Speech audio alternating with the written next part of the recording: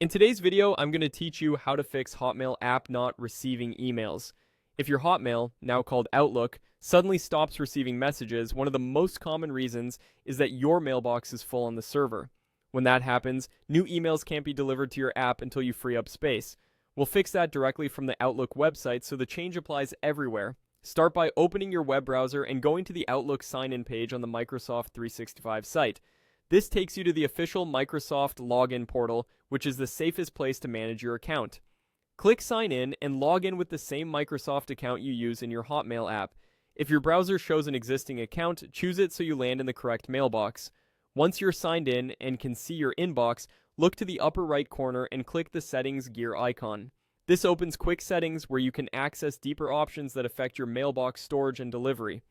From there, open the Account section. Depending on your layout, you may see Account in the side panel. It's where Microsoft groups important account-level controls. Inside Account, select Storage. This page shows how much of your mailbox quota you're using. Outlook on the web displays a clear breakdown by folder and often highlights large items that are taking up space.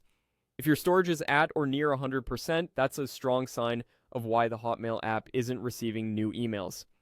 Now, clean up space to restore email delivery. Start with the obvious spots: deleted items and junk email. Emptying those folders can instantly free up a surprising amount of room, and items there usually don't need to be kept. Next, look for messages with large attachments. The storage view often helps you sort by size so you can quickly find and remove the biggest space hogs. If you want to keep an attachment, save it to your device or cloud storage first, then delete the email. You can also clear out old newsletters or promotions you no longer need. Take a moment to double check before deleting anything important, and remember to empty deleted items at the end so the space actually frees up.